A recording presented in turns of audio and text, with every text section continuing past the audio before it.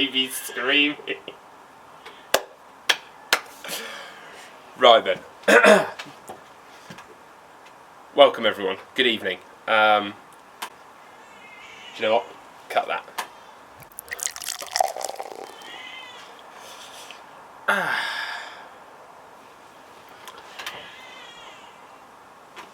Action. This is going to be an interesting one. We are going to be doing a comparison tasting of 3 wines tonight, everyone. But the interesting part about this is that I'm going to be doing this whilst my entire family are just off screen watching me. So let's settle into this and enjoy what is obviously going to be the world's most awkward video for me. So, good evening everyone. We are, that's my new niece as well. We are going to be tasting Pinotage tonight. We're tasting Pinotage from South Africa, the home of Pinotage. And Pinotage, one more time, there you go, enjoy. And the reason we are tasting Pinotage this evening is because South Africa has a little bit of a problem right now. And the problem is that all alcohol sales are banned within the country because of COVID-19, to help stem the tide of horrible infection rate that has risen again from the previous outbreak earlier in the year. Now, I'm not going to get into the debate about whether I think it's a good idea or not, but as a consumer of South African wines that I love, and actually, if you take a second, and if I just click my fingers,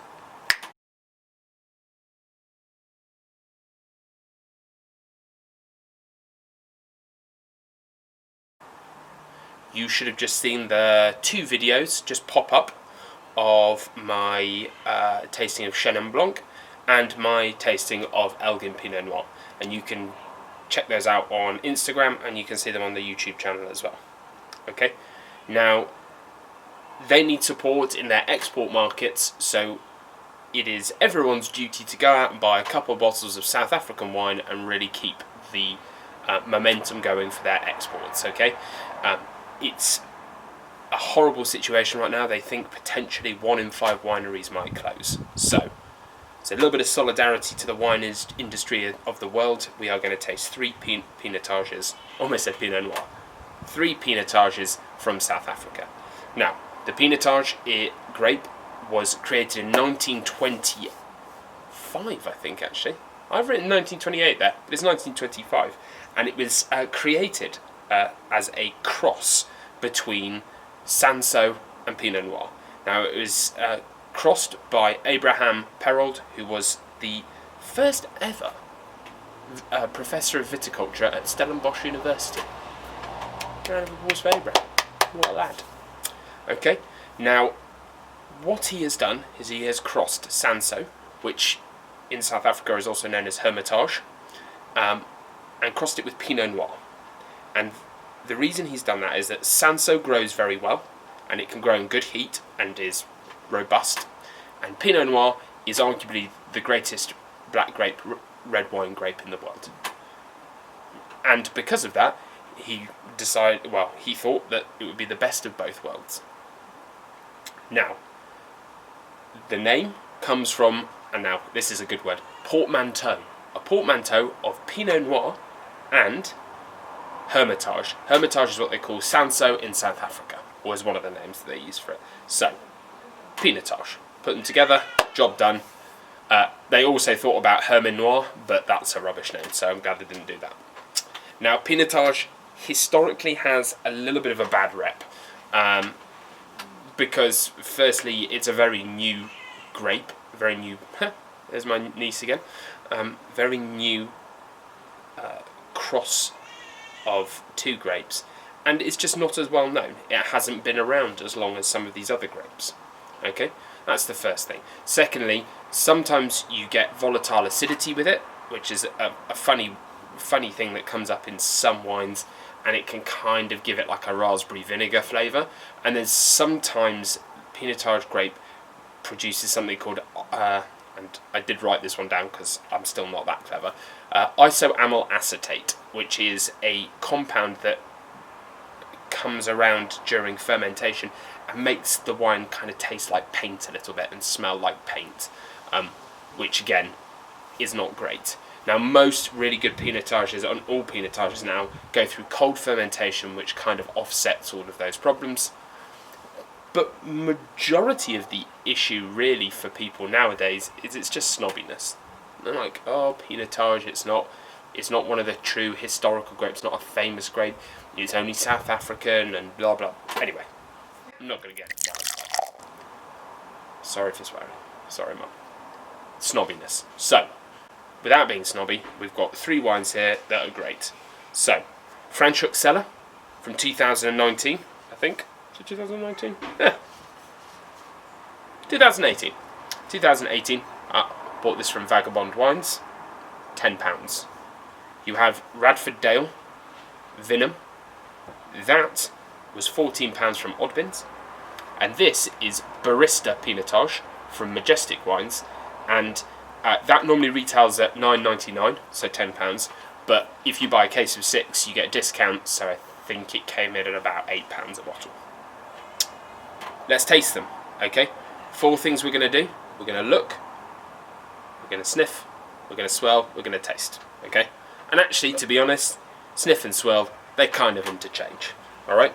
So, look, firstly, and also, I have a new sort of lighting setup, so if my eyes look like weird, I apologise. So, it has quite a pronounced purple hue to it, okay? And if we give it a little smell, lots of plums, black cherry, some raspberry jam,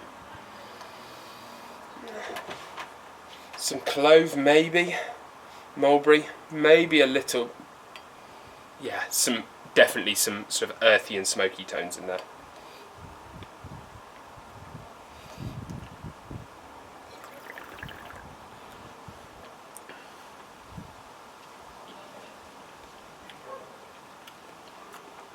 Strong tannins, really nice sort of soft red black fruit flavours, a little bit of smoke, quite dry as well, really crisp, not like a really sort of heavy palate, very light, very refreshing, very crisp. The fruit's really nice on that as well. The acidity's really strong as well.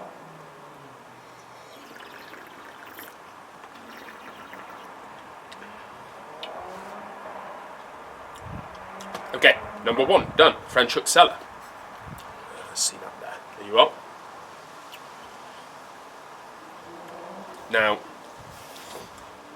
pretty hard for me to tell you where all of these wines come from specifically, because quite a lot of these grapes are sourced from all over the Western Cape. So if I just click my fingers,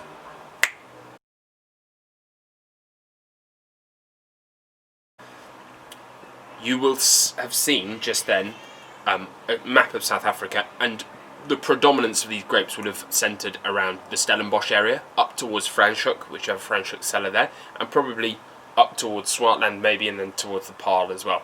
But for the most part, it would be in that central Western Cape area as well that it comes from. So, on to the Vinham from Radford Dale, which is their Pinotage, okay? Yeah, really mushroomy, maybe a little bit gamey as well. Loads of black fruit, so blackberry, maybe some bramble too, so like the sort of herbally note.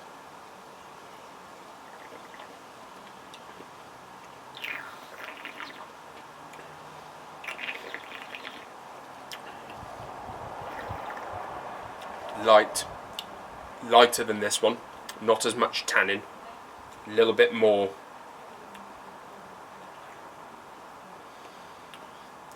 refinement, like it's just a little bit less in your face, a little bit less fruity, a little bit more oaky. It has a little bit more of the tannin to it, in that sense, like the oak tannin rather than the hard skin grape tannins, like the sort of bitter aspects. Okay, and then the Barista. Now, out of the 3, I'm expecting the Barista to have a lot more coffee and chocolate notes to it. The company that make this wine and bill it, they bill it as a coffee Pinotage, hence the name Barista. Also, it's a bit of a pun. The the creator of this wine has the nickname Starbucks. His name is, I'm going to check this, Bertus Fories, and his nickname is Starbucks, and so that's why it's called Barista. It's a coffee style Pinotage, so it's going to have a lot more coffee and chocolate notes to it. And like directly on the nose there, lots of woodiness, lots of coffee, bitter chocolate, some vanilla as well, and lots of sort of dark fruit notes.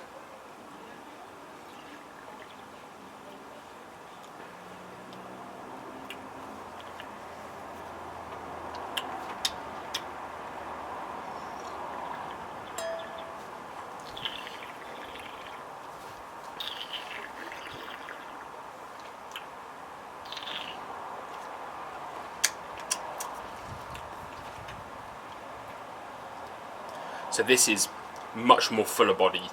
So body wise it goes from here to here to here. But this is probably the easiest of the drinks, as in it's very simple, easy, very nice, refined, quaffing red wine. Really perfect. You could have that before a meal. It's probably better with slightly lighter style of meats. Sorry, I've just drunk 3 glasses of red wine in a row there. I've got the burps.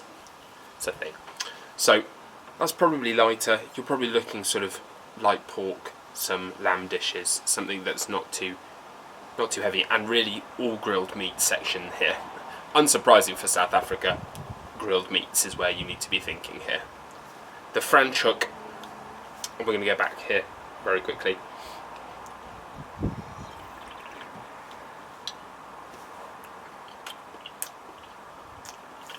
Fruity, crisp, dry, but not particularly long lasting. Now this has opened up a lot more. This has a lot more of the florally notes, like the sort of violety blossom notes. Maybe a little bit of violet liqueur in there. And maybe a little bit of sort of volatility that you would notice, and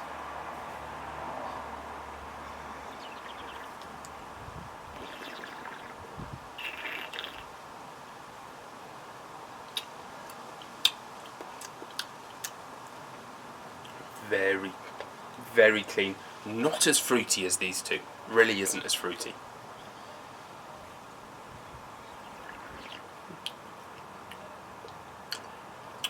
This one is powerful. It's got a lot more oakiness to it. It's got a lot more smoke to it. It's got a lot more of those tobacco and coffee finishes. Yeah, bittersweet. If I have to pick out of the 3, the Barista is my winner. Like that, out of the 3, is the one that I'm going to 9 times out of 10, I think. I like them both. I like all 3, but I think the Barista is the clear winner there for me. This needs lighter meats, maybe a little bit of game, it will work as well. This heavier style of sort of South African style boerewors and sausages and things like that, as well as like would work well with grilled dark meats like steaks. This is steak red wine here. I mean it's heavy duty, but if you wanted to eat this with blue cheese, you could eat it with blue cheese. It's got enough of the berry notes to it that it will work, and that kind of offset of super savoury to super sweet and creamy will work really nicely. All 3 of these are exceptional value. I would drink all of them very happily, and if you come across them, do buy a South African wine at the moment.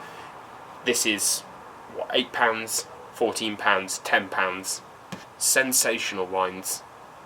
I hope you guys enjoyed that. That's Pinotage for the moment. Let's call it introduction to Pinotage and a tasting. Cheers.